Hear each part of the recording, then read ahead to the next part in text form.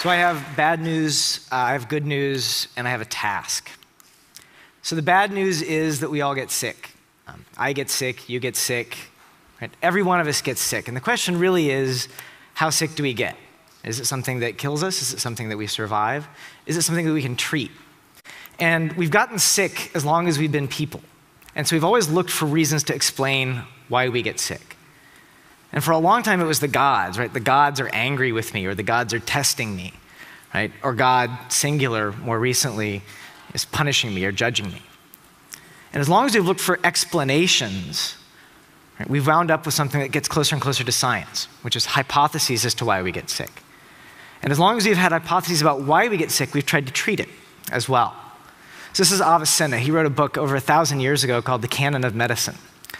And the rules he laid out for testing medicines are actually really similar to the rules we have today, that the disease and the medicine must be the same strength, the medicine needs to be pure, and in the end, we need to test it in people.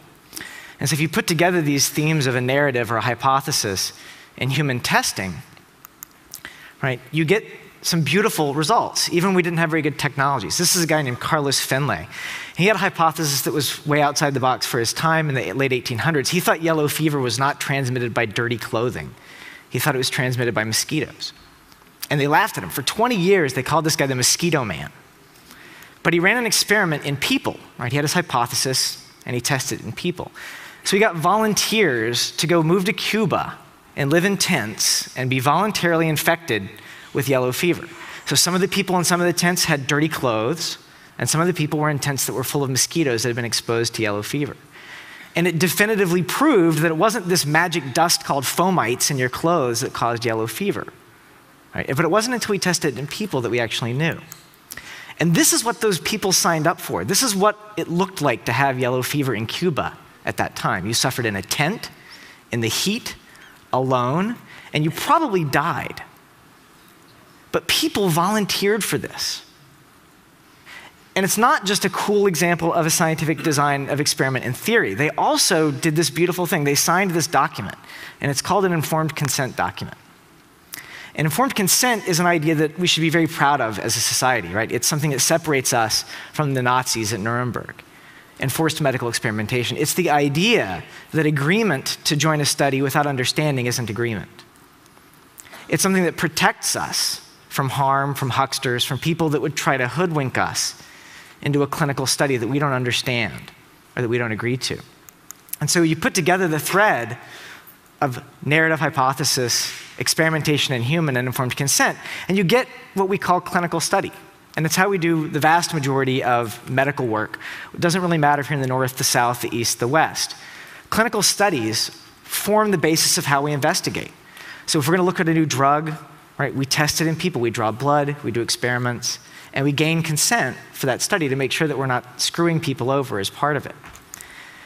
But the world is changing around the clinical study, which has been fairly well established for tens of years, if not 50 to 100 years.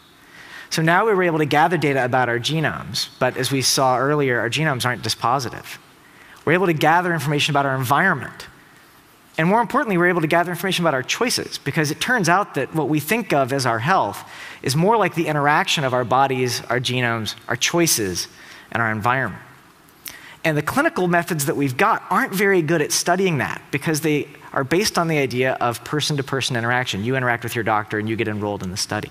So this is my grandfather. I actually never met him. But he's holding my mom, and his genes are in me, right? His choices ran through to me. He was a smoker, like most people were.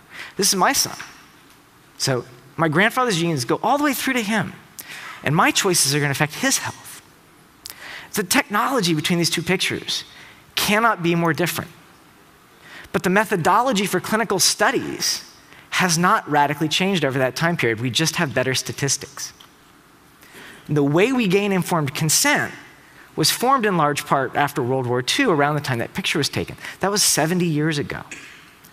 And the way we gain informed consent, this tool that is created to protect us from harm, now creates silos.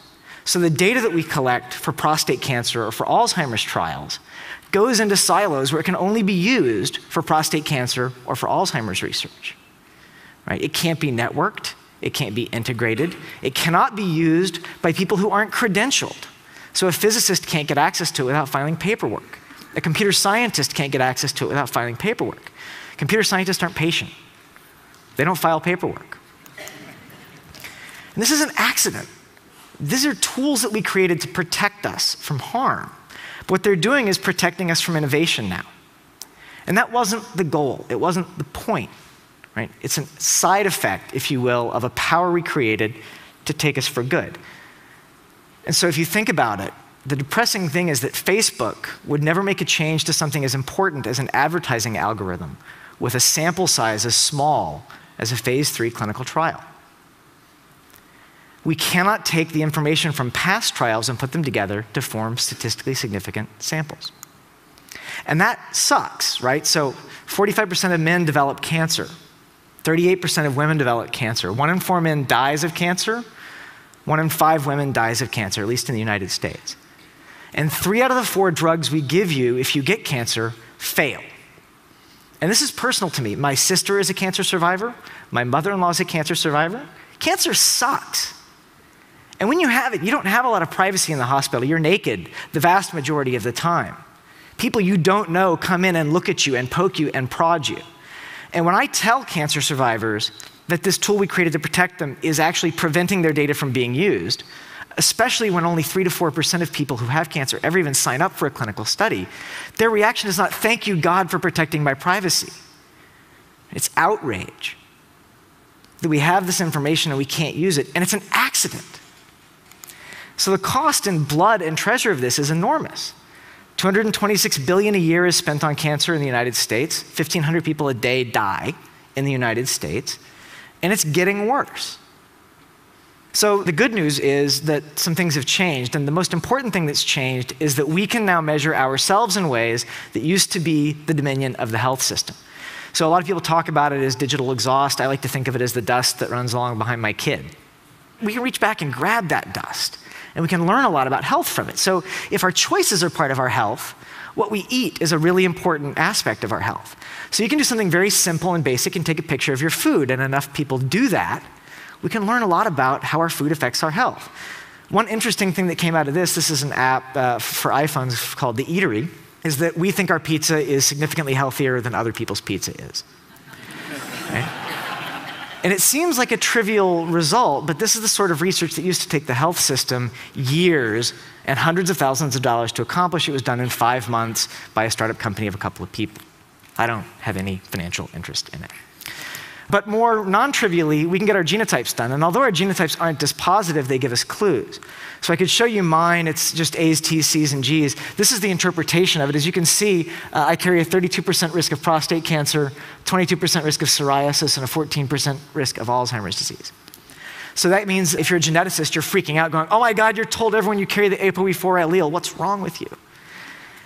Right? When I got these results, I started talking to doctors, and they told me not to tell anyone, and my reaction is that going to help anyone cure me when I get the disease? And no one could tell me yes.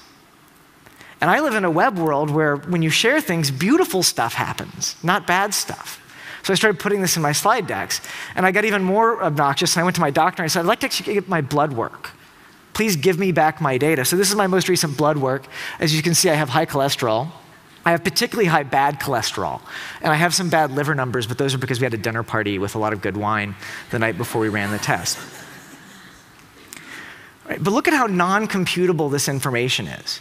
This is like the photograph of my granddad holding my mom from a data perspective. And I had to go into the system and get it out.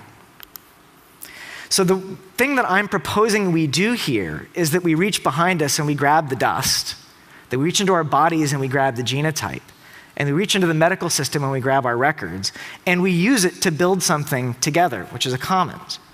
And there's been a lot of talk about commonses, right? Here, there, everywhere, right? A commons is nothing more than a public good that we build out of private goods.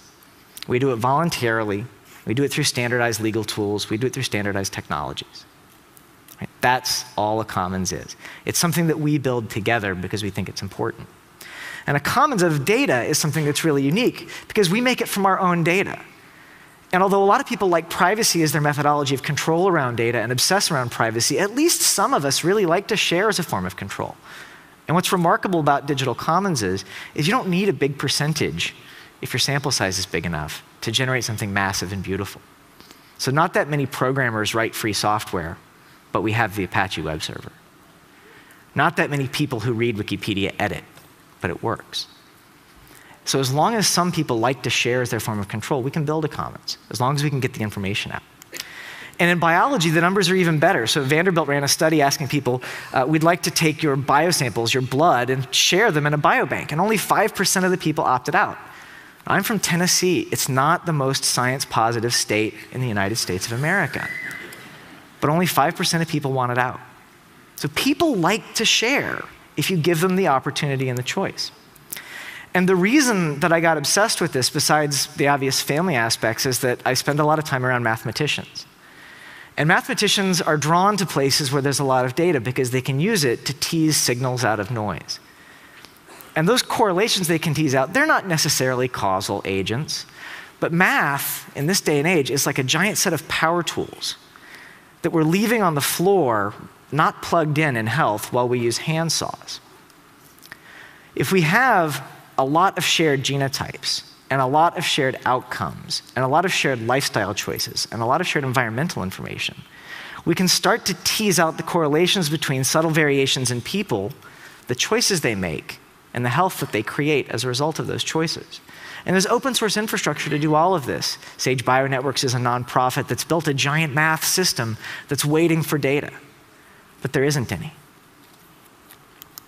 So that's what I do. I've actually started what we think is the world's first fully digital, fully self-contributed, unlimited in scope, global in participation, ethically approved clinical research study where you contribute the data. So if you reach behind yourself and you grab the dust, if you reach into your body and grab your genome, if you reach into the medical system and somehow extract your medical record, you can actually go through an online informed consent process because the donation to the commons must be voluntary and it must be informed. And you can actually upload your information and have it syndicated to the mathematicians who will do this sort of big data research. And the goal is to get 100,000 in the first year and 1 million in the first 5 years so that we have a statistically significant cohort that you can use to take smaller sample sizes from traditional research and map it against, so that you can use it to tease out those subtle correlations between the variations that make us unique and the kinds of health that we need to move forward as a society. And I've spent a lot of time around other commons. I've been around the early web. I've been around the early Creative Commons world. And there's 4 things that all of these share, which is they're all really simple. And so if you were to go to the website and enroll in this study, you're not going to see something complicated. Right? But it's not simplistic. These things are weak intentionally, right? Because you can always add power and control to a system, but it's very difficult to remove those things if you put them in at the beginning. And so being simple doesn't mean being simplistic, and being weak doesn't mean weakness. Right? Those are strengths in the system. And open doesn't mean that there's no money. Closed systems, corporations make a lot of money on the open web. And then one of the reasons why the open web lives is that corporations have a vested interest in the openness of the system. And so all of these things are part of the clinical study that we've created. So you can actually come in, all you have to be is 14 years old, willing to sign a contract that says I'm not going to be a jerk, basically, and you're in. You can start analyzing the data. You do have to solve a CAPTCHA as well. Right? And if you'd like to build corporate structures on top of it, that's okay too. That's all in the consent. So if you don't like those terms, you don't come in. Right? It's very much the design principles of a commons that we're trying to bring to health data. And the other thing about these systems is that it only takes a small number of really unreasonable people working together to create them. It didn't take that many people to make Wikipedia or to keep it Wikipedia. And we're not supposed to be unreasonable in health, and so I hate this word patient. Right? I don't like being patient when systems are broken. And healthcare is broken. I'm not talking about the politics of healthcare. I'm talking about the way we scientifically approach healthcare. So I don't want to be patient. And the task I'm giving to you is to not be patient. So I'd like you to actually try when you go home to get your data. You'll be shocked and offended, and I would bet outraged at how hard it is to get it. But it's a challenge that I hope you'll take. And maybe you'll share it. Maybe you won't. If you don't have anyone in your family who's sick, maybe you wouldn't be unreasonable. But if you do, if you've been sick, then maybe you would. And we're going to be able to do an experiment in the next several months that lets us know exactly how many unreasonable people are out there. So this is the Athena Breast Health Network. It's a study of 150,000 women in California. And they're going to return all the data to the participants of the study in a computable form with one-click ability to load it into the study that I've put together. So we'll know exactly how many people are willing to be unreasonable. So what I'd end is, the most beautiful thing I've learned since I quit my job almost a year ago to do this is that it really doesn't take very many of us to achieve spectacular results. You just have to be willing to be unreasonable. And the risk we're running is not the risk those 14 men who got yellow fever ran, right? It's to be naked digitally in public. So you know more about me and my health than I know about you. It's asymmetric now. And being naked and alone can be terrifying. But to be naked in a group voluntarily can be quite beautiful. And so it doesn't take all of us. It just takes all of some of us. Thank you.